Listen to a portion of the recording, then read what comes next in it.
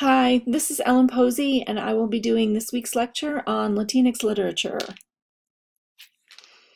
Before we get started, I wanted to talk a little bit about these terms: Latina, Latino, Hispanic, and Latinx.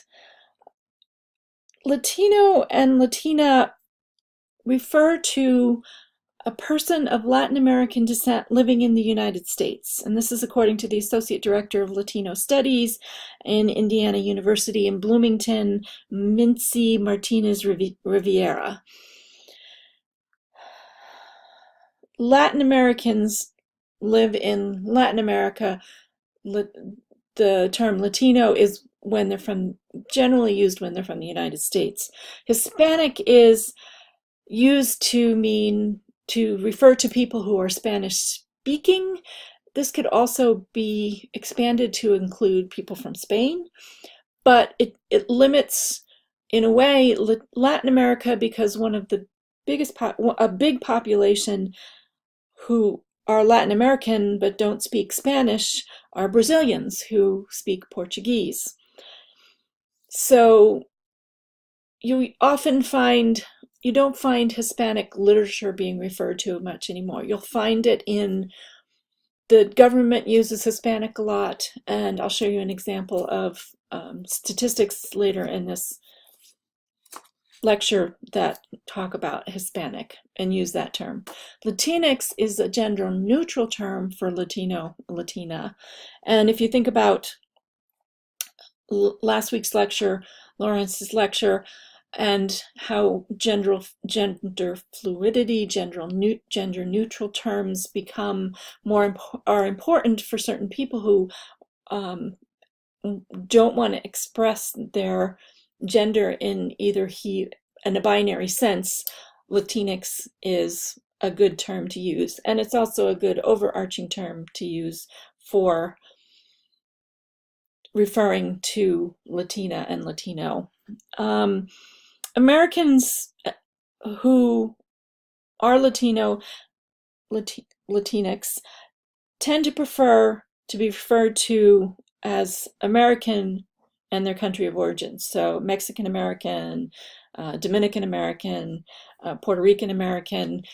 Although this can depend on the individual, and you should respect the wishes of the individual who's writing or speaking or you're talking to. But in general, that is the preferred, they prefer to be referred to that way. So since we have these the Latinx refers to such a large population and includes a huge diversity of countries, skin tones, cultures, foods, traditions, etc., it's really important not to have Latinx populations represented in your school library or classroom library or what you use in your classroom by just a single story, because you're missing out on a larger diversity of stories that need to be told. If you think about even within a smaller Christian American tradition and something like Christmas, and our family opens gifts Christmas morning, but there's families that open gifts Christmas Eve. So within that Christian Eurocentric tradition in America, there still can be differences that will make something seem strange to us. It's even more so when you think about grouping together such a large number of people from such diverse areas whose culture is, if you think of the history of what happened in Latin America, it's a mixture of indigenous people who were there already, slaves who were brought over, particularly to the islands to work on sugar plantations and etc., and the colonizers, white European colonizers who came in. There's such a mix of population that you can see where there would be a diversity of cultures and what is familiar and specific to Mexico, even a part of Mexico, would not be familiar and specific to somebody in Brazil who has Portuguese influences rather than Spanish influences. So it is really important to make sure that in particular, always have more than one story. But this is a particularly non-homogeneous group of people that come from a large group, a large area in South America and in the Caribbean and Mexico, and it's even more dangerous to group them all together. So this statistic, this graph, which actually groups them all together, it's from the National Center for Educational Statistics, and you can see they use the term Hispanic rather than Latinx or Latino or Latina. But I wanted to show you this graph because it shows some interesting trends in the distribution of public school students enrolled in pre-kindergarten through 12th grade by race and ethnicity. And what these three columns are is statistics collected fall 2003, fall 2013, and projected for fall 2025. And as you can see, the white population in elementary schools, or in pre-K through 12, is falling. We're at 50% now, a balance as of 2013, expected to go down to 46%. There's been a 9% drop over the past, the 10 years between 2003 2013. By the same token, Latinx population, who they consider Hispanic, has increased from 19 to 25 to 29%, is projected to go to 29%. So you can see an increase. I think this chart is just interesting also in terms of thinking about, not that we need a reason to have diverse literature, but it makes it all the more important to understand that the population that's going to be using the books in the school is going to look less and less white and more diverse. It's interesting to note that the Black population is decreasing slightly from 17 to 16 over the first 10-year period, and then projected to go down to 15. Asian Pacific Islander is projected to go up slightly. American Indian, Alaska Native staying about the same. And this last one, 2 or more races, was not collected. That information was not collected in 2003. 2013, 3%. They projected to go up to 4%. I wouldn't be surprised if it went up even more. There didn't used to be on federal forms of all kinds a way to indicate that you were of more than 2 races, and now they have made that available, which is why they can collect statistics on it, and it's more accurate when you think about statistical collection. And I just see that population increasing, especially as they get used to identifying as being able to identify as being from 2 or more races.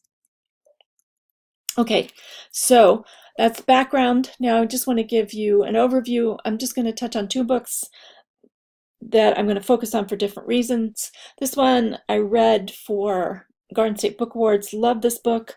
I didn't focus particularly on bilingual books for this week, but there are some wonderful books, like wonderful bilingual books like this.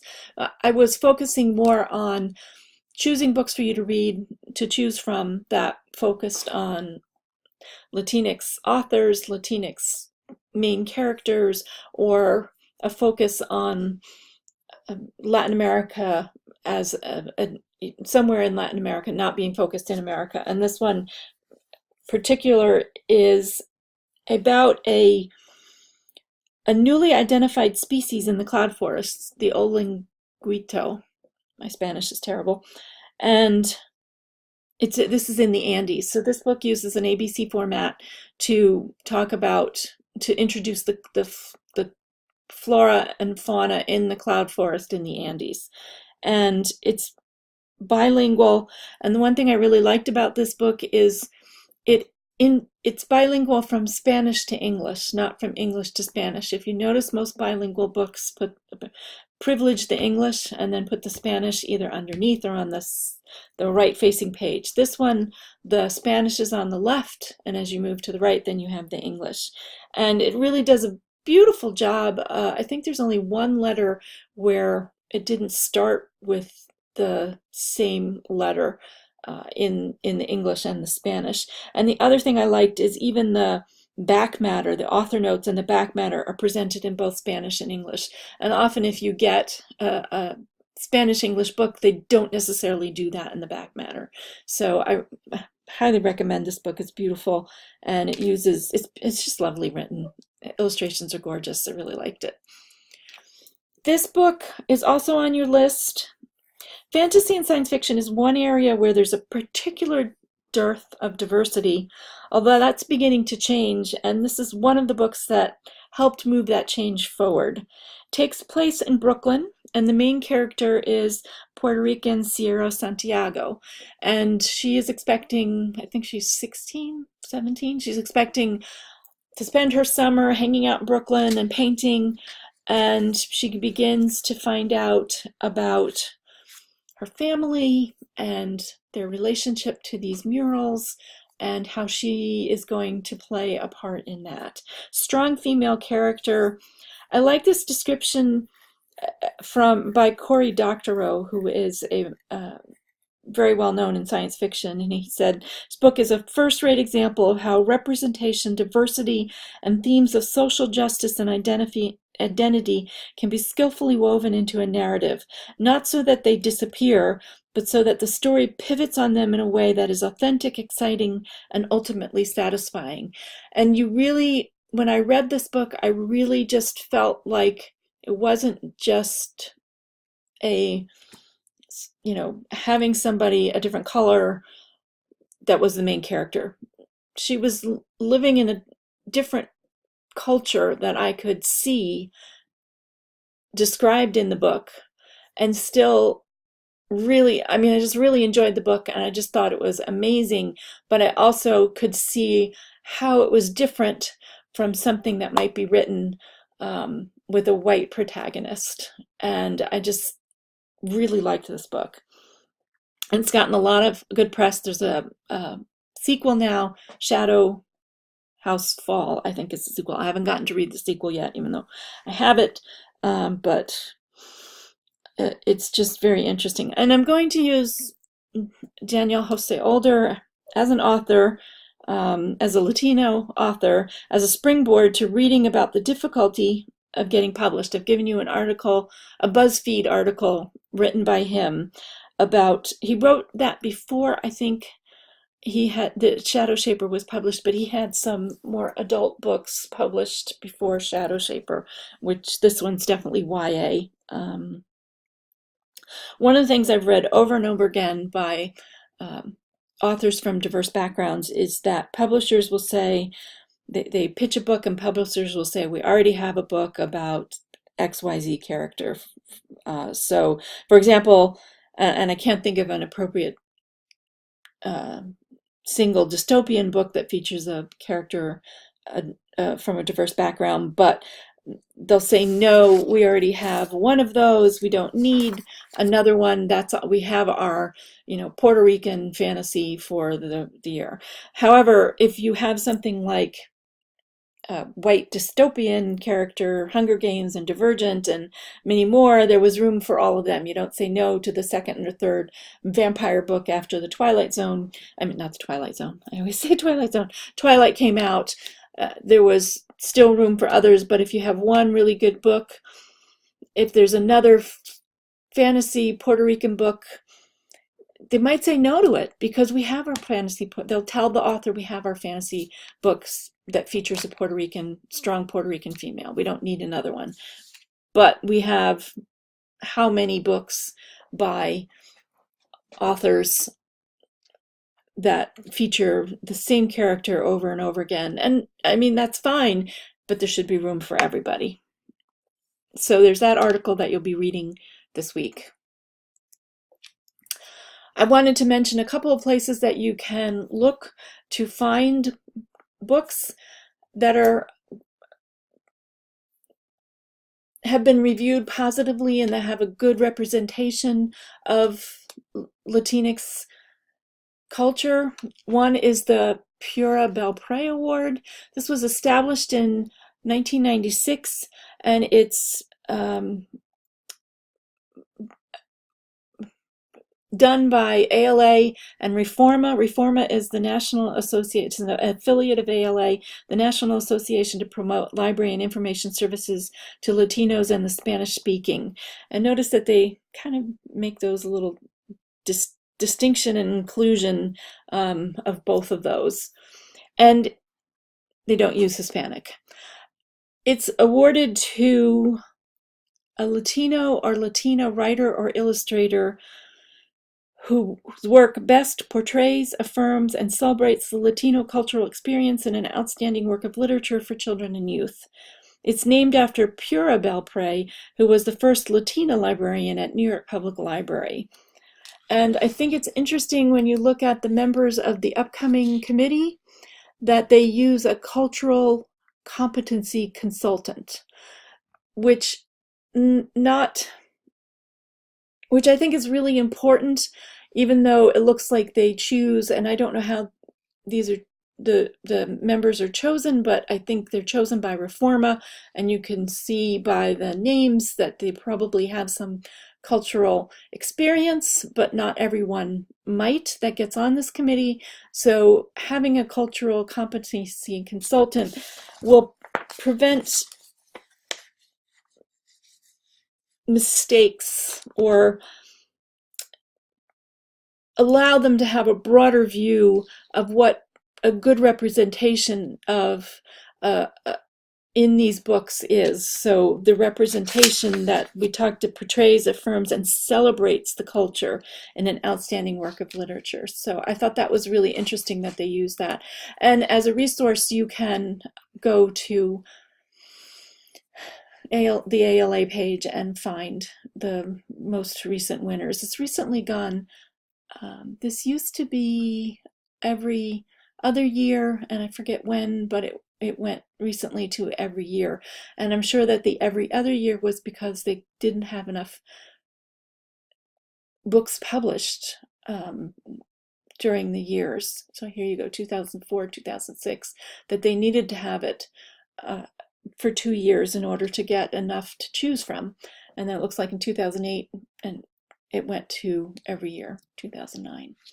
Another two resources that I really liked, this De Coloris, and I'm probably saying that wrong, the Raza Experience, they really, I'm actually giving you one of the blogs to read, one of the blog posts to read from this, because they really take a good look at somebody from within the culture is writing about this, somebody who has experience critiquing books, and then at the end they will tell you, they will either highly recommend it, or not recommend it, but they give you specific reasons why they find it to either be appropriating the culture or not properly representing it, or using stereotypes or demeaning depictions. So it's really very interesting to read, to learn more about what is a good representation and what might be some of the things to watch out for. And then Latinx and Kidlit has, I like this one because they have the books reviewed from picture books, middle grade, and young adult, and they give you a little blurb about each one. Oh, this is their Pura Belpré winners, so they talk about each one. Let me go to a different one that just gives you one description. The person who's writing it gives your 2 cents. They give a little information about the author. And in some of these, and of course it's not the one I chose, is it this one or the other one that gives you ideas for lessons? teaching tips. Some of them give teaching tips, so ways to bring them into the classroom, or things that you could highlight using the book, which I think is very useful. So the discussion for the week is going to be about Skippy John Jones. And I'm giving you an article analyzing the use of stereotypes and Spanish in Skippy John Jones, and a blog post about one of the books from the DeColoris website. I'd like you to pay special attention to the comments on the blog posts, because the one I'm giving you has to do with this book, and there's back and forth in the comments. And so in the discussion, I want to discuss how you feel about criticism of books like these. How do we deal with books that receive rave reviews from mainstream reviewers and yet are seen as damaging to those within the culture by people within the culture? And why do you think some people from within the culture don't find the books problematic, which is one of the things you'll see in the blog posts? So those are the things I want you to discuss. You don't have to remember it from this and write it down. I'll put it in the discussion board, but we are going to discuss that because that's something that comes up a lot with diverse literature, is who can say that it represents well the culture, and how do we look at these books? What should we look for? If you feel one of the things that said here, actually there's another blog post about Skippy John Jones, that the person read it and felt uncomfortable, so they knew something was not right and they couldn't point it out, whereas other people read it. And actually I had a personal experience because I had read a lot about Skippy John Jones, and then I was working with somebody on a diversity committee who was bringing Skippy John Jones, a play, to the university for they put it on these plays for kids that come to the university. And I mentioned to her that there were some issues, that some people did not find this book to be, they found the book to be stereotypical and problematic, and she really didn't want to engage in that and really had that discussion with me. And what she said eventually was that, she knew some Latinx people that were okay with it. So what do we think about that? How do we deal with that? So that's what our discussion this week will be. So thank you very much, and I'll see you on the discussion board.